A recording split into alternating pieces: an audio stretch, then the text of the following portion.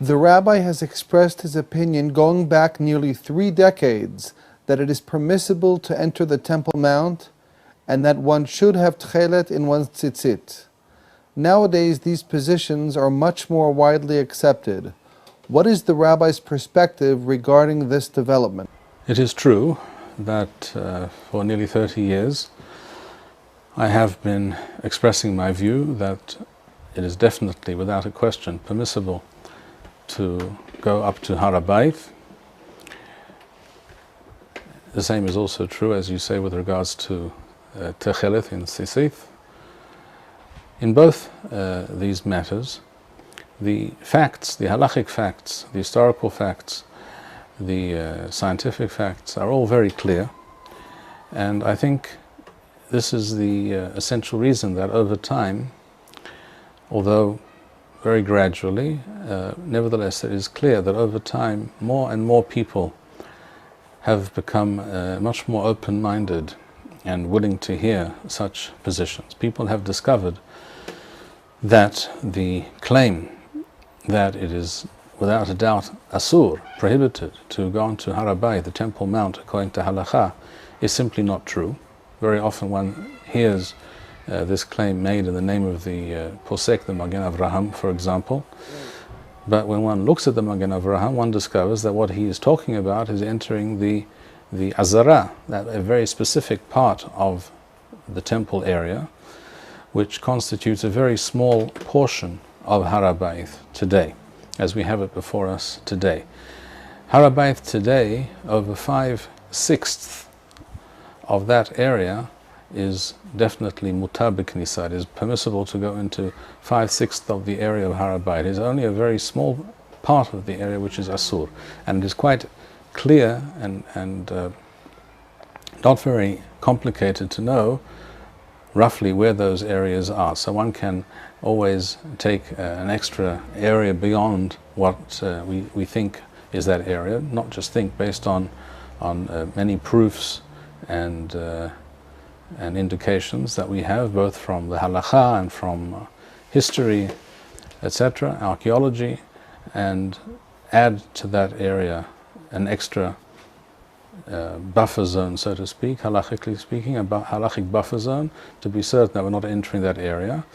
And the rest of Haredi is definitely mutar b'knisa. It is possible to enter Haredi, and in the present state of affairs it is a miswah to do so, because the more the Jewish people show that they are connected to Haredi, the sooner the reality, the unfortunate and tragic reality on Haredi as it exists today, the sooner that will change. So despite the fact that many rabbis even today continue to make this claim that it is definitely asur to go into Haredi, more and more people are hearing other rabbis. 30 years ago perhaps it was a handful of rabbanim who were saying this. Today it is no longer a handful. Today there are many rabbanim, many serious tamidei hachamim. In fact, quite a few also from the Haredi world, some of whom have spoken to me in the last year or two, some of them on the quiet because they don't want their neighbors or their colleagues to know, and others quite openly. And there are also quite a few Haredi rabbanim, tamidei hachamim, serious Torah scholars who go on to Haredi. And the same is true with regards to Tekhelet in tzitzit. The claim that is sometimes made that, well, we do not know what Tekhelet is, where it comes from, how to go about producing it, or another claim that we hear sometimes based on Kabbalistic notions and theorizing that during the time of the Galuth there is no Tekhelet, and therefore, so runs the logic of these people, therefore if we are in the Galuth, which is their assumption, that it doesn't say, of course, it doesn't say in the writings of the Ari from 500 years ago that today at this point in time we are in Galuth. It does speak about being in the Galuth 500 years ago in the time of the Ari, which was certainly the case. However, things have of course changed. People who take such a source, written 500 odd years ago, speaking about the reality at that time as being a reality of Galuth, certainly correct. and then simply transpose that onto the current situation, and therefore their logic runs as follows. If we are in Galut, then obviously there can't be Tekhelet, because it says here in the writings of the Ari that as long as we're in Galut there will be no Tekhelet, and that's why we haven't got Tekhelet today. In other words, this is what was written 500 years ago, and therefore there can't be Tekhelet today because obviously we're in Galut. This kind of convoluted and backwards logic underpins many such claims. More and more people are realizing that such thinking and such claims are based on absolutely nothing at all. The historical, archaeological and halachic evidence which indicates clearly that the Tekhelet is was always produced and must be produced from a particular sea crustacean called the Murex trunculus in Latin. This evidence is clear, it's unequivocal. Many important Rabbanim over the last 3 decades have reached this conclusion, and therefore more and more people are willing to open their eyes and their ears to the truth. Is the rabbi surprised that the changes in people's attitudes have not occurred more rapidly? I must admit that I think I would have expected, had you asked me 3 decades ago, I would have expected that the process would take place more rapidly. But nevertheless, I note with a certain feeling of satisfaction that things have changed for the better. It's not that it is entirely in the very center of the mainstream today yet, but it is already breaking into the mainstream. In other words, people who wear Tekhelet are no longer, and there are many such people today, many, many thousands, such people are not looked at askance, they are not considered to be strange or weird. There are also many Haredim today who wear Tekhelet, including many important Haredi Rabbanim, great Talmidei Chachamim, who are often considered Haredim, and many who are not. I can mention a few names. In the United States, Hagaon Rav Hershel Schachter, Hagaon Rav Israel Belsky Zetzal, who passed away not long ago. They wore Tekhelet. The same is true for Hagaon Rav Moshe Tendler, the son-in-law of Rav Moshe Feinstein Zetzal, and his son-in-law, Hagaon Rav Shabtai Rappaport, Hagaon Rav Dov Lior, Hagaon Rav Zalman Nechemia Goldberg. There are many, many major scholarly Talmidei Chachamim in the Torah world today from different streams within the Torah world who have all reached the same inescapable conclusion that we do know and we can know what Tekhelet is, and therefore we must, wherever possible, where it is available. And today it is, Baruch Hashem, available without difficulty. It can be obtained without any difficulty. We are required to place it in our tzitzit. The fact that these ideas have slowly but surely begun to penetrate the mainstream, this is a very positive development.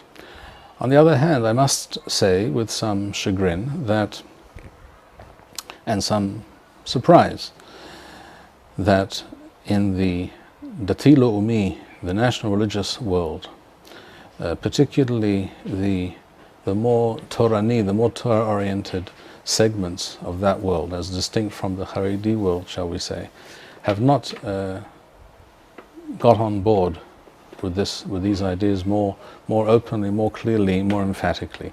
The fact that the majority of the Haredi world has not taken on these ideas and does in fact wishes to ignore them and pretend they don't exist, this is not really surprising to me. What's more surprising perhaps is the opposite, that there are some Haredim who somehow buck the party line and do go to Harabait or do wear Tekhelet. But the fact that the majority of the Haredi world, the majority of Haredi Rabbanim, are either opposed or at the very least, shall we say, agnostic with regards to these ideas, this is not very surprising. It is not surprising because the Haredi mindset is, to put it simply, Mashe haya hu she'yeh, as the pasuk states. That which was is what will be.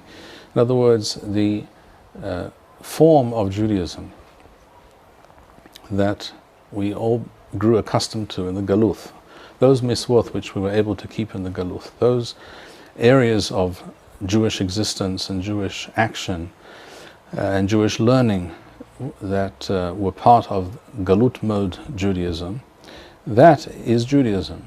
That defines what Torah Judaism is. Anything beyond that circle of ideas, that realm of practice and thinking is not recognized by them as being part of the Torah, or at least not part of the Torah which is relevant to us. And therefore it doesn't surprise me that most of the Haredi world is still lagging behind when it comes to these and many other issues. However, one would have expected that in the Torah, more Torani segments, the more Torah-oriented, the more studious, more scholarly parts of the Dati Leumi world and the Yeshiva world, for example, which is not Haredi. Yeshivot like, one could mention Mekaz Arav, and one could mention Har Hamor, and one could mention many other Yeshivot. Interestingly, it is actually more particularly those Yeshivot in the so-called white Yeshiva world that more openly and more emphatically claim that they are following in the path of Rav Kook, or more particularly his son Rav Tzvi Yehuda Kook Zitzal. We find dafka there very little connection, very little openness to these ideas. In fact, if one scratches the surface and examines carefully what kind of day-to-day Judaism, what kind of miswoth, how they daven, what miswoth they perform, how they study Torah in these yeshivot, such as Yeshivat Har Hamor. I think this is true also in Mekaz Arav of today. I once learnt there, but that was many years ago. I do not know exactly what goes on there today.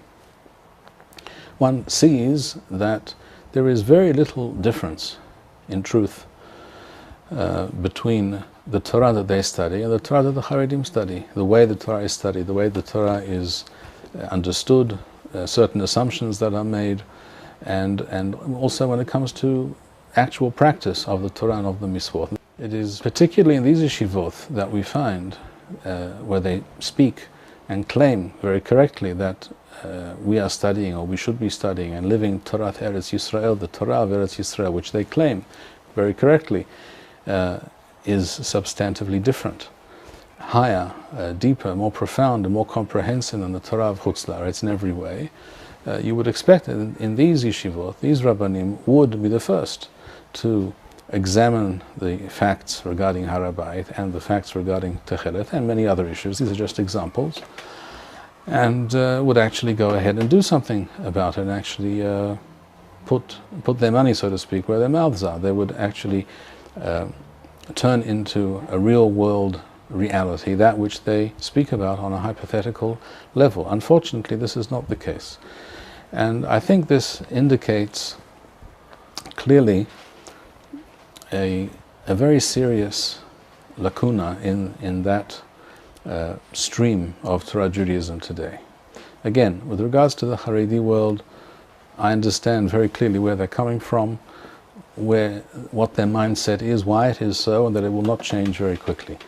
But for those who are always speaking about the fact that we have made this huge leap into a new period of history, Atchalta de Geula and Eretz Yisrael, and it's a different kind of Torah, and they mention Rav Kook all the time. It's true that Rav Kook didn't wear Tekhelet, but that's for the simple reason there was not Tekhelet in that time. It's also true, on the other hand, one could mention that Rav Kook's perhaps greatest student, Harav David Kohen HaNazir Zitzal, did wear Tekhelet. The Tekhelet, at least, that was available at that time, which he thought was Tekhelet, which in fact we know today is not. But the fact is that he was open to the idea, and Rav Kook was not opposed to this idea, to the best of our knowledge. People who speak about Rav Kook and Torah Eretz Yisrael, they should be the first ones to lead the way in such matters, and we see, strangely, that it's not so. So there is a lacuna here, it seems, in their thinking. The thinking of these particular streams, particularly Har Hamor and this various daughter yeshivot who follow in its wake, they seem to be, for all intents and purposes, following a Haredi mindset and a Haredi set of practices and norms. Perhaps they don't say so openly, but in practice this is what we see.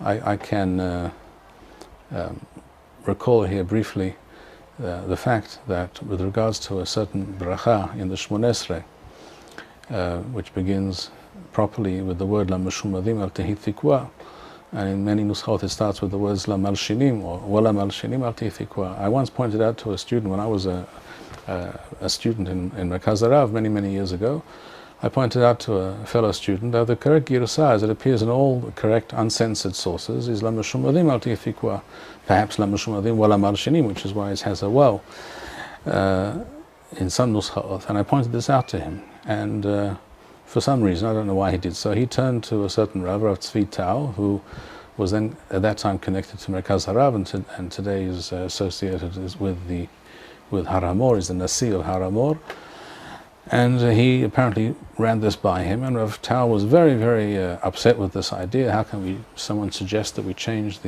from the tradition, the minhag, etc., etc.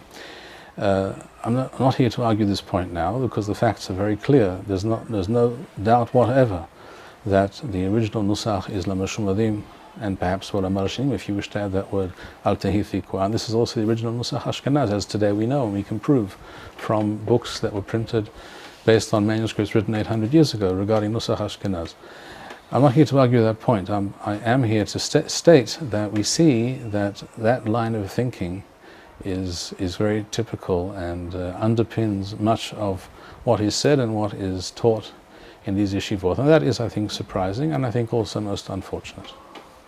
What lessons can be learned from all of the above? In simple terms, I would say that people should be more willing to open their eyes and ears to the truth, to hear the truth and accept it from those who express it. That is to say, to look into things for themselves, not to believe what others tell them, to ask their Rabbanim that they truly rely on and respect, and be willing to act upon that which it becomes apparent to them is true and correct, even though it's not perhaps done by all their neighbors. Why wait for something to happen 10, 20 or 30 years down the line when you can be one of the first to do that which is right, which will happen anyhow in 10, 20 or 30 years' time? Why not be in amongst the trailblazers? If you know that it is true, then go for it. Thank you, Rabbi Bar-Hayim.